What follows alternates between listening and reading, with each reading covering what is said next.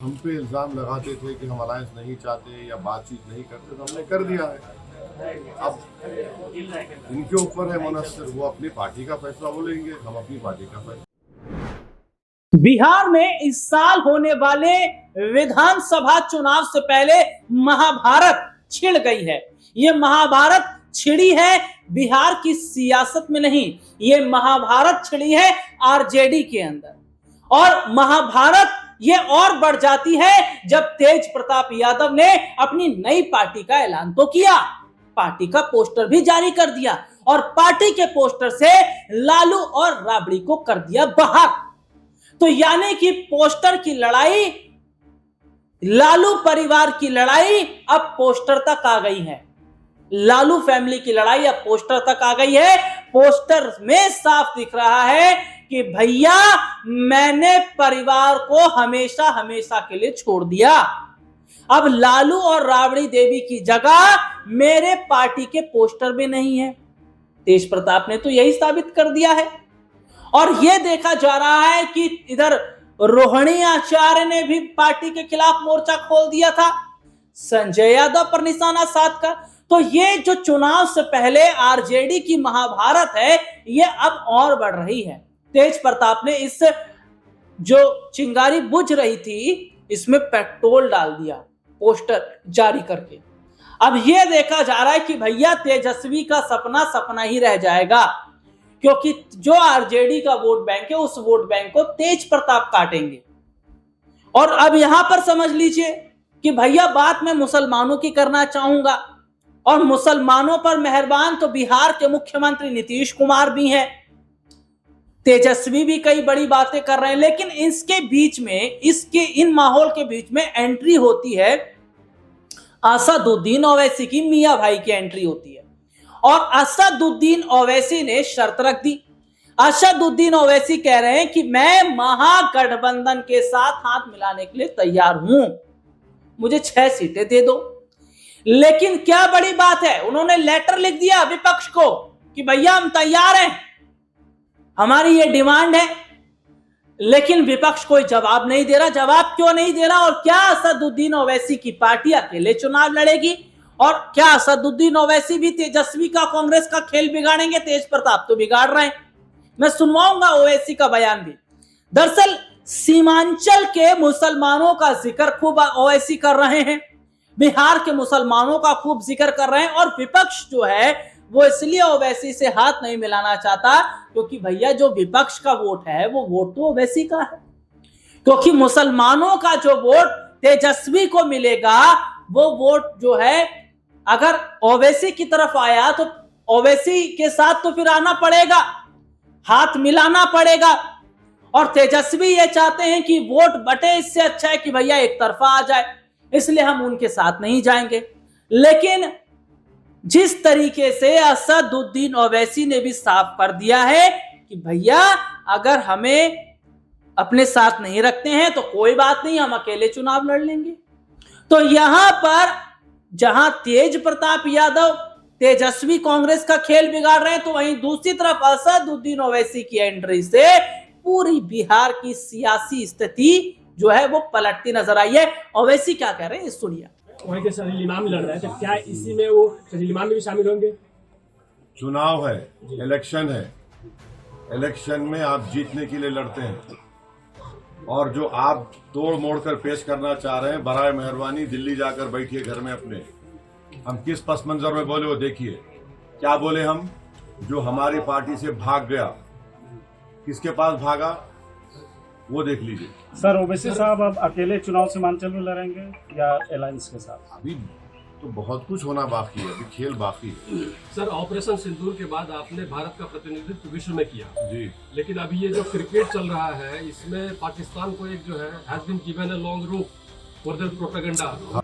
बहुत अच्छा है। आपका नाम क्या है सर? स्मिथ। हाँ, स्मिथ नाम होगा। आई लव स्मिथ में करूंगा। इसमें कौन सा एंटी नेशनल बात है? इसमें कौन सा वायलेंस का प्रमोशन का बात है? जब लव से लव आ रहा है तो उसमें आपको तकलीफ क्यों रही? इसका मतलब आप लव के खिलाफ हैं, आप मोहब्बत को मानते ही नहीं है। वो मुगल आजम का एक गाना था, जिंदाबाद जिंदाबाद मोहब्बत जिंदाबाद, दोबारा प्ले करना पड़ेगा इन लोगों के लिए। देखिए एक बात प्लीज समझिए, आर्टिकल 25 संविधान में क्या, फ्रीडम ऑफ रिलीजन। अगर मैं जिसमें मुझे मोहब्बत है, और मुसलमान उस वक्त तक मुसलमान नहीं होता जब तक कि वो प्रॉफिट मोहम्मद को अल्लाह का आखिरी नबी रसूल ना माने, और उस वक्त तक उसका ईमान मुकम्मल नहीं होता जब तक कि वो दुनिया में तमाम चीजें ज्यादा प्रॉफिट मोहम्मद को चाहे। ये संघ परिवार और आरएसएस बीजेपी के लोग कभी सोच भी रहे हैं कि भारत में 18-19 करोड़ मुसलमान रहते हैं, जो सब कॉन्टिनेंट हो या एशिया में सबसे ज्यादा यहां पर रहते हैं। आप क्या मैसेज दे रहे हैं दुनिया को, क्यों ऐसा कर रहे हैं भारत के बारे में आप लोग? अरे सोचो थोड़ी देर के लिए।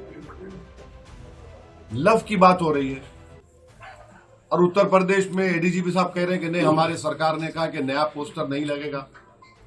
Happy birthday prime minister allowed होगा, happy birthday chief minister allowed होगा। तो फिर आप एक कानून बना दीजिए कि इस देश में कोई लव की बात करेगा ही नहीं, तो पहले हॉलीवुड बैठ जाएगा। क्या होगा, कहां जाएंगे हम? अरे मोहब्बत की बात हो रही है, मेरा फेथ है, आपका फेथ है, आपका फेथ है।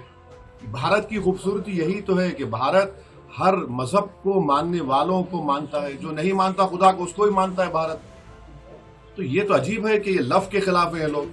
सर एक ही सर, सीमांचल के बाहर भी दौरा होगा क्या? हाँ बिल्कुल होगा। ठीक है। देखिए उसका बैकग्राउंड ये है, ये बिहार के जो अपॉलिटिकल कई लोग हैं जो ये गलत फहमी का शिकार थे कि असदुद्दीन ओवैसी अलायंस नहीं चाहता है। पर्सनली मुझ पर एलिगेशन लगाया गया, तो हमने अख्तर भाई से कहा कि ये लोग ऐसा कह रहे हैं तो आप उनसे ही लिखवा लीजिए, क्या लिख कर देना।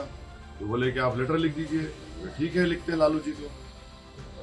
फिर उसके बाद लेटर लिख दिए, फिर बाद में उनके फर्जन ने कहा कि हमको नहीं मिला। हमको ताज्जुब हुआ क्योंकि पार्टी के फाउंडर वो हैं। उन्होंने कहा ठीक है, उनको भी लिख दीजिए, तो लिख दिया। तो ये तो मैसेज जा चुका है कि जो हम पे इल्ज़ाम लगाते थे कि हम अलायंस नहीं चाहते या बातचीत नहीं करते, तो हमने कर दिया है। अब इनके ऊपर है मुनस्सिर, वो अपनी पार्टी का फैसला वो लेंगे, हम अपनी पार्टी का फैसला हम लेंगे।